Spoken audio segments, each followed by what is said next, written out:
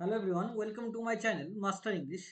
দেখো, সামনে যাদের এসআই এক্সাম রয়েছে বা ক্লার্কশিপ এক্সাম রয়েছে, সুতরাং এই এসআই ক্লার্কশিপে তোমরা জানো ইংরেজি রাইটিং কতটা ইম্পর্ট্যান্ট একটা জায়গা, এবং সেখানে রিপোর্ট রাইটিং সবার কাছে একটা প্রবলেমের জায়গা। তাই আজকে তোমাদের একটা রিপোর্টের একটা ছক দেখেই তোমাদের যে কোনো রিপোর্ট লেখা সম্ভব। ওকে, তো কোন ছকটা অ্যাপ্লাই করলে আমাদের নাম্বারটা ঠিকঠাক হবে, তাই যাদের রিপোর্ট সম্পর্কে কোনো আইডিয়া নেই তাদের আমি বলবো আমার অন্যান্য ভিডিও ফলো করতে। তো যাই হোক না কেন, এবং তোমরা যারা ইংরেজিতে রিপোর্ট লিখতে চাইছো, মনে রাখবে এই ছকটাকে যদি ঠিকঠাক অ্যাপ্লাই করতে পারো, তাহলে কিন্তু তোমরা কোনো রিপোর্ট যত টাফই আসুক না কেন এই একটা ছকের দ্বারা তোমরা হবে।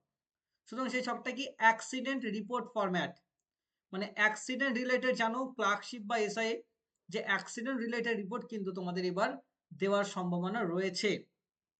সুতরাং যদি অ্যাক্সিডেন্ট রিলেটেড রিপোর্ট দিয়ে থাকে, তাহলে সেটা যে কোনো অ্যাক্সিডেন্ট রিলেটেড হোক না কেন এই ফরম্যাটটা তোমরা অ্যাপ্লাই করবে। ওকে, তাই অ্যাক্সিডেন্ট রিলেটেড যে কোনো রিপোর্ট হোক, I hope that you will apply this format. চলো, রিপোর্ট লেখার নিয়ম হচ্ছে প্রথমে একটা হেডিং দিতে হয়। প্রথমে একটা হেডিং, অ্যাট ফার্স্ট তোমাকে একটা হেডিং দিতে হবে ঠিকঠাক করে। ওকে, খুব মানে অ্যাট্রাকটিভ একটা হেডিং তোমাদের কিন্তু দিতে হবে। হেডিংটা খুব একটা বড় হলে চলবে না। ওকে, তো হেডিংটা দেবে সবার আগে। হেডিংটা দেওয়ার পরে তোমরা যেটা করবে, by a staff reporter, okay, comma the Times of India. পেপারের নামটা দিতেও পারো, নাম দিতে পারো, সমস্যা নেই। তারপরে এখানে কি করবে, মনে রাখবে প্রথমে প্লেস দিতে হয়। প্লেস, এই প্লেসটা তোমরা কি করবে, পরীক্ষায় যদি প্লেস দেওয়া থাকে তাহলে সেটা দেবে, আর না হলে এক্স ওয়াই জেড বসাবে। এখানে কি বসাবে? X Y Z. ওকে, তারপরে কমা দিয়ে লিখবে যে যেদিন তোমরা রিপোর্টটা লিখছো, দেখা যাচ্ছে এক্সামটা হচ্ছে 26শে ডিসেম্বর, তাহলে ডিসেম্বর হাইপেন 26 এরকম ভাবে লিখবে কিন্তু, তবেই কিন্তু ঠিকঠাক নাম্বারটা পাবে। কিভাবে লিখবে এই দেখো, মনে রাখবে, ধরো আমি দিলাম এক্স ওয়াই জেড, কমা, এটা হচ্ছে আমাদের প্লেস। ওকে, যদি পরীক্ষায় প্লেসের কথা বলা না থাকে, জায়গার কথা, তারপরে কি দেবে, ধরো ডিসেম্বরের 28 তারিখে লিখছো তুমি, তাহলে কি করবে, ডিই সিই M BE R, December hyphen 28, এই ফরম্যাট কিন্তু অ্যাপ্লাই করবে। এটা হচ্ছে প্রপার ফরম্যাট। ওকে, তো এই ফরম্যাট ফলো করবে। সুতরাং প্লেস এবং মান্থ ডেট দেওয়ার পরে লেখাটা কিভাবে শুরু করব, কোলন দিয়ে লেখাটা শুরু করবে। কিভাবে? In a tragic accident. In a tragic accident, একটা খুব দুর্ভাগ্যজনক একটা অ্যাক্সিডেন্ট হয়েছে। ট্র্যাজিক মানে মানে দুর্ভাগ্যজনক। অন ডে বা টাইম মানে কি, কবে হয়েছে সেটা লিখবে। অ্যাক্সিডেন্টটা দেখা যাচ্ছে, অ্যাক্সিডেন্টটা কলকাতায় একটা অ্যাক্সিডেন্টের রিলেটেড দিয়েছে তোমাকে, বা কোনো জায়গায় ট্রেন দুর্ঘটনা হয়েছে এই ধরনের, তাহলে কি করবে, in a tragic accident on, তারপর টাইমটা দেবে, এই ড্যাশে কি দেবে, টাইম। এবার ড্যাশটা তো আর পরীক্ষায় দেবে না, জাস্ট টাইমটা বোঝানোর জন্য এখানে কি করবে, যেদিন হয়েছে, দেখা যাচ্ছে তোমাদের 10 দিন আগে কোনো একটা টাইম দিয়েছে, সুতরাং সেভাবে দেবে। কমা দিয়ে a dash type of accident, কোন ধরনের অ্যাক্সিডেন্ট, রেল অ্যাক্সিডেন্ট নাকি বাস অ্যাক্সিডেন্ট নাকি কোন ধরনের অ্যাক্সিডেন্ট তোমরা সেটা লিখবে। অকার্ড অ্যাট, কোথায় হয়েছে সেটা লিখবে। এবার লিভিং ড্যাশ না পিপল ইনজিওর্ড বা ডেড, কতজন মানুষ, সেটা 15 জন।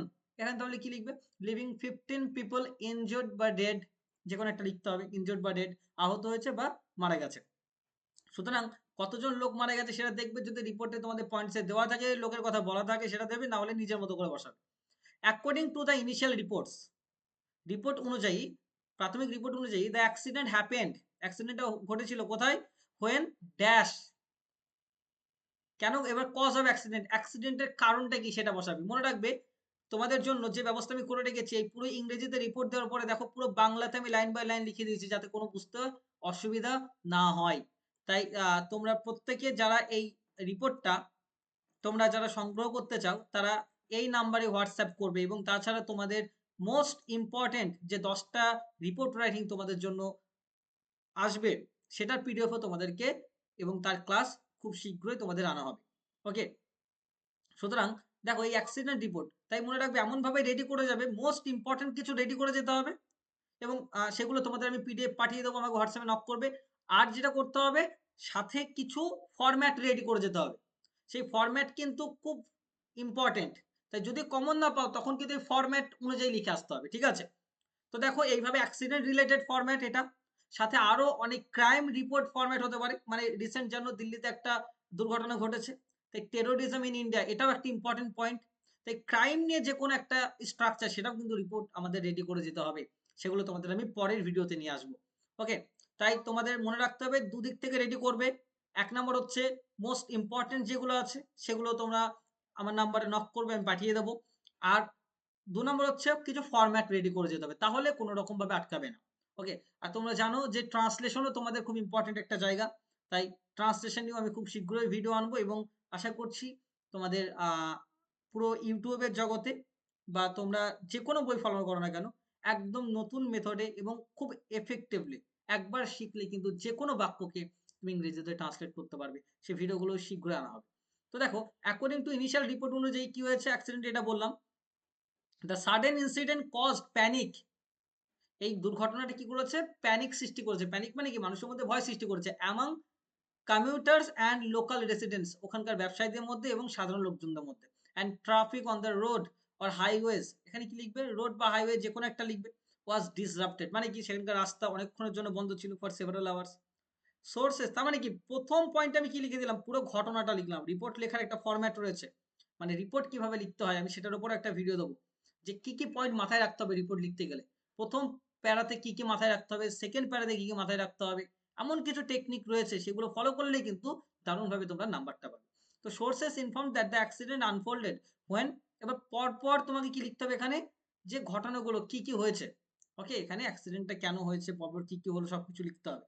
Local residents rush to the spot, সাধারণ লোকজন দুর্ঘটনার ওই জায়গাতে পৌঁছে গেছে। টু রেস্কিউ ভিকটিমস, মানে আহত লোকদেরকে কি করতে? রেস্কিউ, উদ্ধার করতে। Even before the police and ambulance teams arrive, police এবং অ্যাম্বুলেন্স টিমস আসার আগেই তারা কিন্তু পৌঁছে গেছে সেখানে। ওয়ান আই উইটনেস সেইড, একজন আই উইটনেস বলেছে।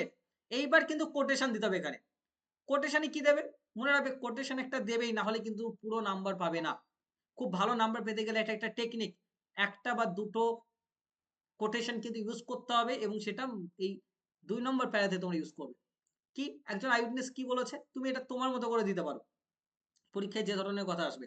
একজন আই উইটনেস, ধরো তুমি একটা লাইন দিলে যে, "দ্য ইনসিডেন্ট শুক দ্য এন্টায়ার পিপল", এই ঘটনাটা পুরো মানুষজনকে নাড়িয়ে দিয়েছে। তাহলে এই ধরনের। বা লিখবে, "দ্য ইনসিডেন্ট শুক the entire people of our village", যে আমাদের গ্রামের পুরো মানুষজনকে নাড়িয়ে দিয়েছে এই ঘটনাটা। মনে রাখবে রিপোর্ট রাইটিং এ our, we, us, our, you এই সমস্ত কিছু কোটেশনের বাইরে লেখা যাবে না। ওকে, যাই হোক না কেন, আমি যখন রিপোর্টের ফরম্যাট নিয়ে আসবো, মানে রিপোর্ট কিভাবে লিখতে হয়, রিপোর্ট লিখতে গেলে কি কি মাথায় রাখতে হবে, সেখানে আমি এগুলো আলোচনা করে দেবো। অ্যানাদার অনলুকার অ্যাডেড, আরেকজন কি বলেছে সেটাও একটা ডিরেক্ট স্পিচ দেবো। মানে আরেকজন বলেছে যে, আই ওয়াজ, ধর এখানে কি লিখবে? I was passing during that time, আমি সেই টাইমে পাস করছিলাম জায়গা দিয়ে, অ্যান্ড দ্য অ্যাক্সিডেন্ট হ্যাপেন্ড, এবং অ্যাক্সিডেন্টটা হলো। বুঝতে পারলে? সাডেনলি। তাহলে কি? আমি পরপর দুটো কোটেশন যখনই দিচ্ছি, স্যার কিন্তু নাম্বারটা তোমাকে খুব ভালো করে দেবে। The injured are immediately taken to, এবার কোথায়? হসপিটালের নাম লিখে দেবে ফর ট্রিটমেন্ট।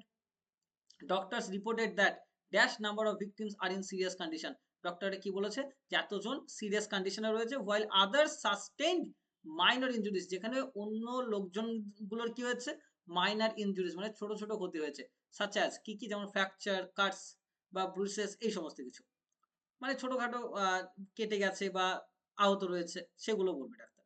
এবার দেখো, the accident caused considerable damage to the vehicles, এবং অ্যাক্সিডেন্টটা ওই যে যানবাহনগুলোরও মারাত্মক ক্ষতি করেছে।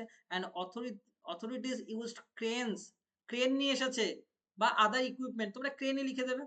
ক্রেনস নিয়ে এসেছে কেন? To clear the wreckage from the side, ওই জায়গায় যে সমস্ত ওই যে যানবাহনের ক্ষতিগ্রস্ত জিনিসগুলো পড়ে রয়েছে সেগুলোকে নিয়ে যাওয়ার জন্য ক্রেন আনা হয়েছে। Police cordon off the area and ensured safety for the rescue team, police কি করেছে? সেই জায়গাটাকে কর্ডন অফ করেছে, মানে সেই জায়গাটাকে ব্লক করে রেখেছে, এবং এই এনসুয়ার্ড সেফটি, এবং সেফটি মানে রক্ষার ব্যবস্থা করেছে, মানুষজনকে সেফটি দেওয়ার ব্যবস্থা করেছে ফর দ্য রেস্কিউ টিম। এবং আমরা দেখতে পাচ্ছি যে রেস্কিউ টিমকে এনে তাদেরকে কাজটা করতে সুবিধা করছে কে? Police. Officials have also advised commuters to avoid the road until the situation returns to normal, এবং কর্তৃপক্ষ থেকে জানানো হয়েছে যে সাধারণ লোকজন যেন এই মানে এই রোডটাকে এখন অ্যাভয়েড করে যতক্ষণ না পর্যন্ত ঘটনাটা নর্মাল হচ্ছে। কারেন্টলি বর্তমানে এখন কি পরিস্থিতিতে আছে? The situation is stable. এখন ঘটনার পরিস্থিতি ঠিক আছে, and the route has been partially reopened for traffic, এবং রাস্তাটা একদিক থেকে খুলে দেওয়া হয়েছে। ওকে, তারপরে আমাদের এখানে এতটা না লিখলেও চলে। ওকে, তোমরা কি লিখবে?